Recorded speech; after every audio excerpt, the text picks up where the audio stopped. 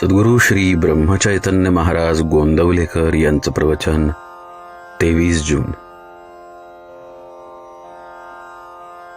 हेतू शुद्ध ठेवावा. मनुष्याने शुद्ध हेतू ठेवण्याचा प्रयत्न करावा. हेतू शुद्ध असला की स्वाभाविकच कृती त्याला अनुरूप होऊ लागते आणि प्रगतीला मदत होते.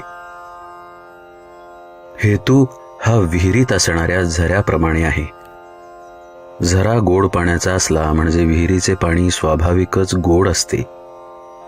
म्हणून हेतू शुद्ध ठेवण्याची दक्षता घ्यावी आणि त्याकरिता रामाची प्रार्थना करावी.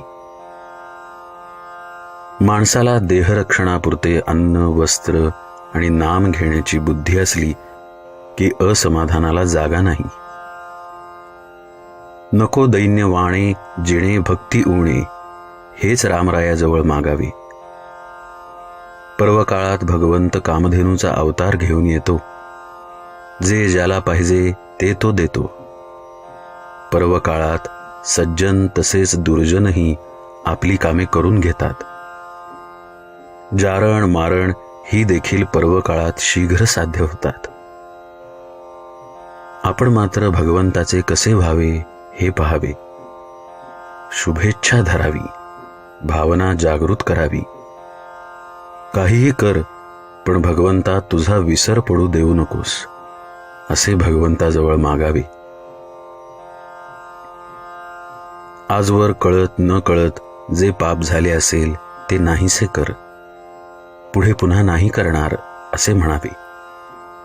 म्हणजे मागली पापे नष्ट होतात. ज्याला विषयाची गोडी असते त्याला नाही परमार्थाची गोडी लागत. नरकातल्या किड्यांना नाही किळस येत. विषयी लोक प्रपंचात रंगून जाऊन साधू संतांची निंदा करतात. त्यांना मी काय तो एक शहाणा मोठा असा अभिमान असतो. पण त्यांच्यापेक्षा लक्षावधी शहाणे आणि श्रीमंत जगात आहेत हे ते जाणत नाहीत.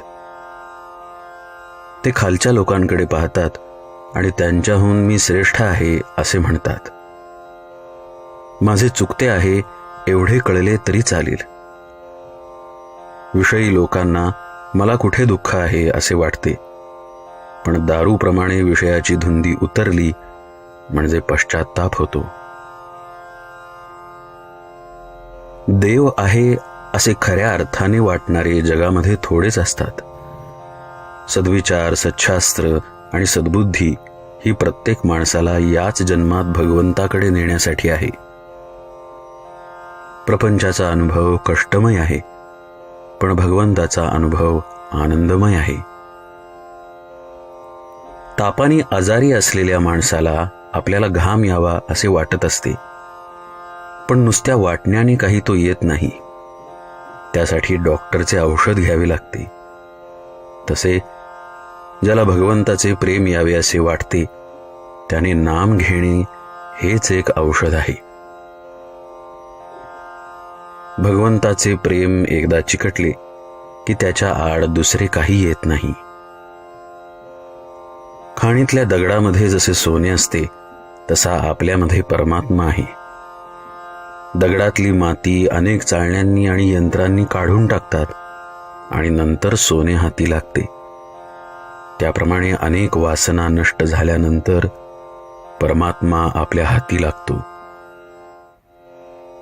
आपण मीपणाने मेल्यानंतर शेवटी परमात्मा प्रगट होतो.